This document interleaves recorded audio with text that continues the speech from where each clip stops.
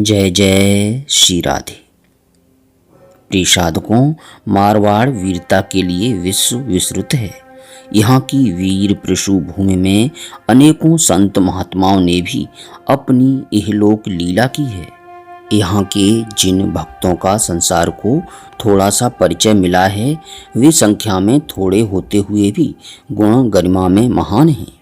महाराजा मान सिंह के मनोहर भजन और मेवाड़ की मंदाकिनी महामनस्विनी मीरा के प्रेम मद से परिपूर्ण पद आज भी घर घर में गूंज रहे हैं। भक्त देवी फूलीबाई का चरित्र भी भक्तों के इतिहास में अपना गौरवपूर्ण विशिष्ट स्थान रखता है। फूलीबाई के चारु चरित्र का जितना अंश ज्ञात है, वही उसके चरित्र की उज्ज्वलता, निर्भरता, निष्ठा और निश्चय का पूरा परिचय देने के लिए पर्याप्त है। जोधपुर के सुविख्यात नरेश महाराजा जसवंत सिंह जी के शासनकाल में फूलीबाई की साधना फूली फली थी। महाराजा जसवंत सिंह अपने समय के सबसे प्रतापी हिंदू नरेश थे। वे उच्च कोट के साहित्य मर्मज्ञ और तत्वज्ञान संपन्न व्यक्ति थे। अप्रोच सिद्धांत, अनुभव प्रकाश तथा आनंद विलास आदि आपकी प्रसिद्ध आध्यात्मिक कृतियां हैं। महाराजा का शासनकाल संवत 1695 से 1735 तक था। फूलीबाई भी इस बीच में मौजूद थी। फूलीबाई जी की जन्म और निधन की तिथियां अज्ञात हैं।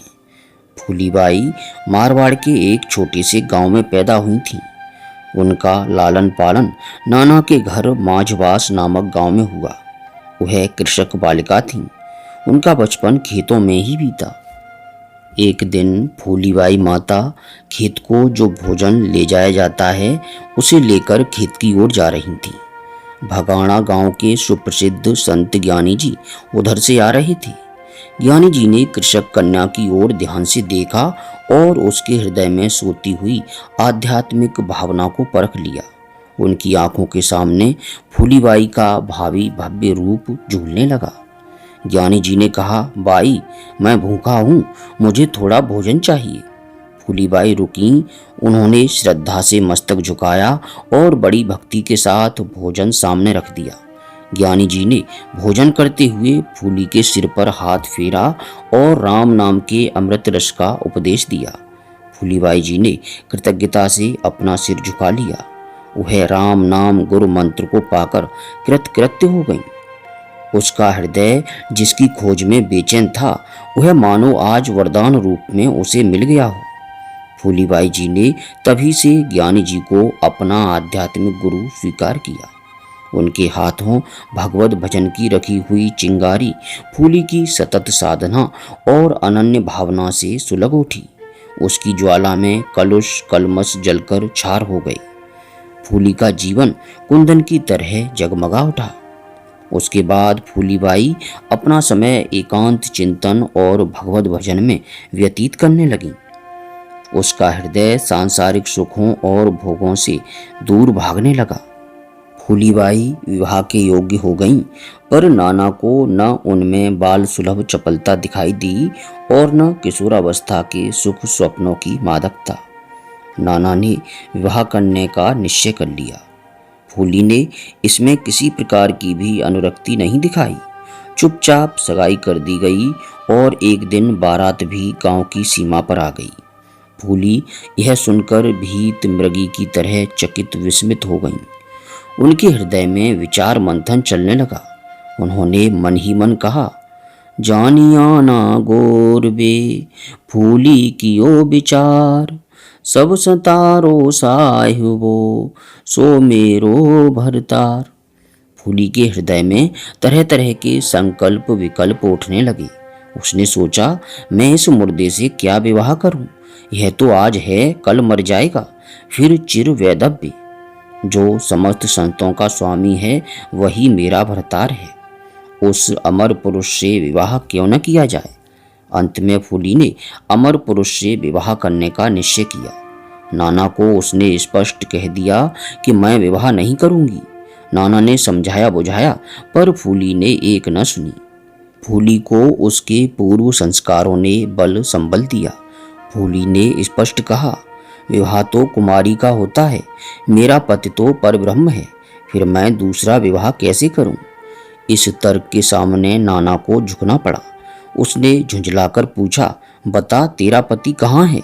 फूली ने उत्तर दिया, फूली को परमेश्वर ऐसो, वेद पुराण न जाने कैसो, जन्म मरण में नाहिन प्यारो, सो है फूली को भरतारो। फूली ने हिमालय सी दृढ़ता दिखाई। बारात लौट गई। गांव-गांव में यह चर्चा फैल गई। फूली अपने घर का कामकाज करती और अपना समय संत समागम में बिताने लगी। यहाँ राज महर्षि मीरा की तरह संतन ढिंग बैठे बैठे। लोक लाज खोने की न कोई विशेष आशंका थी और न भय भी थी। संतों से उसने बहुत कुछ पाया। दूर दूर तक फैली का नाम फैल गया। वह अपने आप में डूब गई। उसे जो कुछ आत्मरस मिला उसके द्वारा उसके अध्यात्म का द्वार खुल गया। दूर दूर से चलकर साधुओं के दल फूलीबाई के दर्शन के लिए आते। वह सबका यथोचित स्वागत सत्कार करती। एक बार एक साधु मंडली फूलीबाई का दर्शन कर काबुल की ओर जा निकली। महाराजा जसवंत सिंह भी उस समय उधर ही ससैन्य विचर रहे थे। महाराजा का पता लगने पर साधुओं ने आपस में कानाफूसी करनी शुरू की। वे आपस में कहने लगे, महाराजा से बातें न करना, ये फूलीबाई के देश के हैं, निसंदेह कोई बड़े तत्वज्ञानी होंगे। आप मत बोलियो, जसवंत बड़ो नरेश, इन राजा को राजवां, जहाँ फूली को देश। महाराजा ने साधुओं को सादर पास बुलाया। फूलीबाई की अनन्य भक्ति भावना का परिचय पाकर महाराजा बड़े प्रसन्न हुए और दर्शन के लिए लालायित हो गए। मौका पाकर मारवाड़ की ओर चल पड़े। जोधपुर न जाकर सीधे मांझवास पहुंचे। गांव के किनारे फौज ने डेरा डाल दिया। महाराजा पैदल फूलीबाई से मिलने चल पड़े। फूलीबाई उस समय गृह कार्य में व्यस्त थीं। वह गायों के बाड़े में गोबर एकत्र कर रही थीं और उससे थेपड़ी थाप अर्थात कंडे बना रही थीं। महाराजा वहां पहुंचे। महाराजा की ओर उन्होंने उड़ती नजर से देखा और फिर अपने काम में ऐसे लग गईं जैसे कुछ भी न हुआ हो। महाराजा पास जाकर खड़े हो गए। जमीन ऊंची नीची, गोबर से भरी हुई और गंदी। महाराजा ने एक दृष्टि डाली। वे पूर्ववत चित्र से खड़े रहे। इतने में अचानक गोबर का एक छींटा महाराजा के सुंदर रत्नों से जगमग कौसे वस्त्रों पर आ लगा। वे सिकुड़े सिमटे झुंझलाए से ताड़ित से होकर विस्फारित आंखों से फूली की ओर घूमने लगे। महाराजा का हाथ कपड़ों से दाग को छुड़ाने में लग गया। ठीक अवसर पाकर फूली ने अपनी गर्दन ऊपर उठाई और कहा, बस इसी बलबूते पर मुझसे मिलने आए थे। अब भी तुम में राज की रजोगुणी संस्कार प्रबल है। यह नासवान शरीर, इसको क्या ऊंचा नीचा कर रहे हो? अपने मन को वश में करो। यह तुम्हारा चोगा, यह तुम्हारे मस्तक का मुकुट और यह तुम्हारा शरीर, ये सब एक दिन मिट्टी में मिल जाएंगे। फिर भी इनके प्रति इतना ममत्व। तुम मिट्टी से बने हो, एक दिन मिट्टी में ही मिल जाओगे। भजन करो, उबरने का उपाय यही है। यह शरीर एक दिन जल वल कर राख हो जाएगा। कुत्ते, कौए और सियार इसको खा जाएंगे। इतना गंदा शरीर, फिर भी इतनी सार संभाल। फूली के व्यंग वचनों ने महाराजा के पुस्तकीय अध्यात्म ज्ञान पर तीव्र काशाघात किया। अपने को संभालते हुए महाराजा ने एक और परीक्षा ली। फूली की बातें अनसुनी करते हुए महाराजा ने भोलेपन के साथ पूछा, फूली, तुम्हारा नाम फूली क्यों है? भला यह भी कोई प्रश्न था और इसका उत्तर भी क्या कुछ हो सकता है? पर फूली ने उत्तर दिया, महाराज, जब तक सांस है तब तक फूली तो क्या, पता नहीं और कितने ही नाम होंगे। जिस दिन इस शरीर से छुटकारा मिलेगा उस दिन तो एक ही नाम होगा, पूर्ण। महाराजा बड़े प्रसन्न हुए और उन्होंने फूलीबाई से धर्म बहन बनने के लिए कहा। 5 मोहरें निकालकर देने को आगे हाथ बढ़ाया। फूली को जैसे मालूम हुआ ये स्वर्ण मुद्राएं उसके वैराग्य का उपहास हैं और उनकी निर्लोभता को एक जबरदस्त चुनौती है। फूली ने कहा, महाराज, यह सब कुछ नहीं होगा। हमारा संबंध तो केवल भक्ति का है। आप मेरे घर आए हैं, मेरा ही रूखा सूखा आतिथ्य स्वीकार कीजिए। मैं दीनहीन जाटनी आपका राजसी आतिथ्य करने में असमर्थ हूँ, फिर भी आपको मेरा प्रेम परोसा भोजन स्वीकार करना होगा। महाराजा फूली के प्रेम भरे आतिथ्य को न टाल सके। महाराजा सोचते थे, यह दीन जाटनी हमारा आतिथ्य कैसे कर सकेगी। उस समय एक चमत्कार हुआ। फूली ने सारी सेना को भोजन कराया। सेना में जितने आदमी थे उतनी ही फूली हो गईं। राजा जसवंत सिंह जी आश्चर्यचकित होकर इधर उधर ताक रहे हैं। साधु की लाज तो प्रभु ही रखते हैं। जेता मानस तेती फूली, पातल पातल पुरसे थूली। राजा जसवंत ये तोत झांके, या सांधा पत साहब राखे। राजा जसवंत सिंह जी का मुकुट मंडित मस्तक उस जाटनी के चरणों में झुक गया। महाराजा ने हाथ जोड़कर प्रार्थना की, बाई, आज से तुम मेरी धर्म बहन हो। मेरे साथ चलकर राजमहलों को पवित्र करो तथा रानियों का अपने अमृत भरे उपदेशों से उद्धार करो। महाराजा जसवंत सिंह जोधपुर पहुंचे। फूलीबाई के आने का संवाद राजमहलों में फैल गया। महल सजाए गए। रानियां वस्त्र आभूषणों से सज धजकर स्वागत के लिए तैयार थीं। इतने में साधारण गंवारू वेश में एक स्त्री सीढ़ियों से होती महलों में घुसती दिखाई दी। रानियां चकित रह गईं। वे सोचने लगीं, क्या इसी के स्वागत सत्कार का इतना समारोह। उनका सिर चकराने लगा। एक गंवार जाटनी ऊंचा ऊंचा घुटनों तक घाघरा बाल जटाओं की तरह उलझकर इधर उधर बिखरे हुए, जिनमें न कंघी न तेल।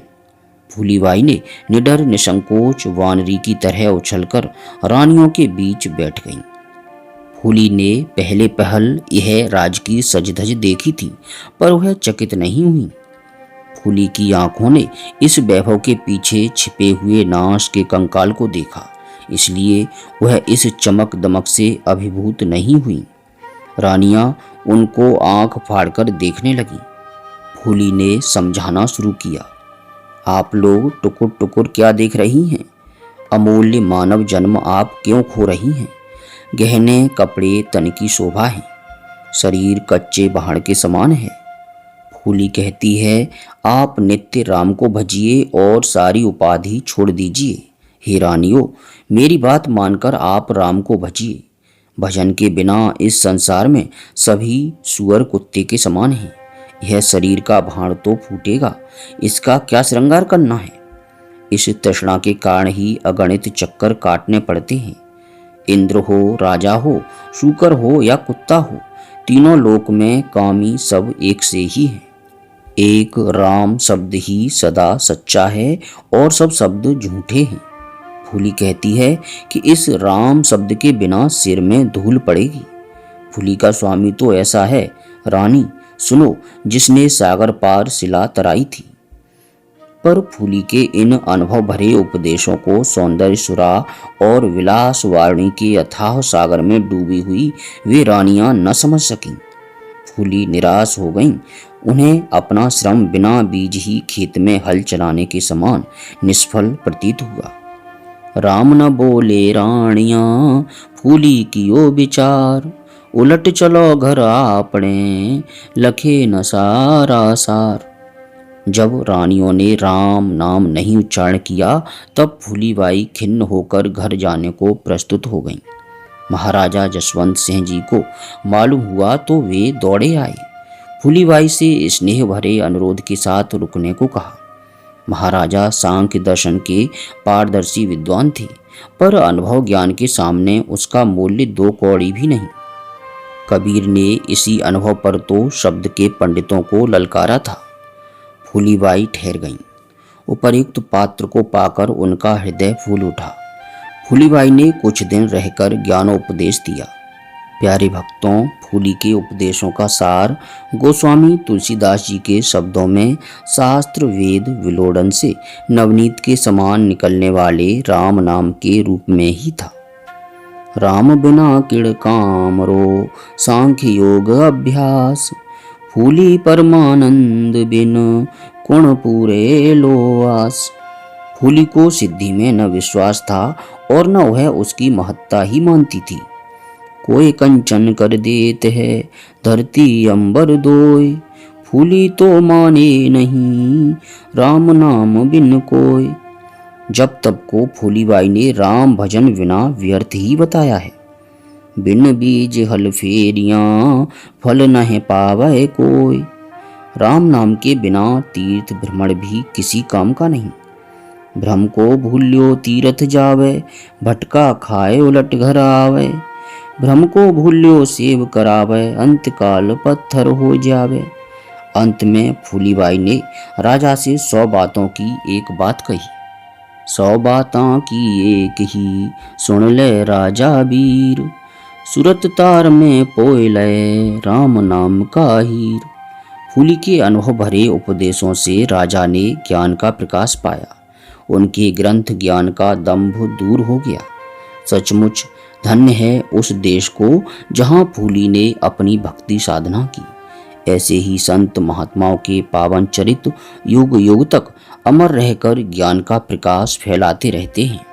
अंत में हम भी फूलीबाई के चारु चरित्र को पद्यबद्ध कर गाने वाले संत कृष्णदास के शब्दों में कहेंगे। धन धन फूली देश घर, धनो है शहर मुकाम। जसवंत को संशय मिटियो, निर्भय पायो राम। प्यारे भक्तों, इस वीडियो को अधिक से अधिक लाइक और शेयर अवश्य करें।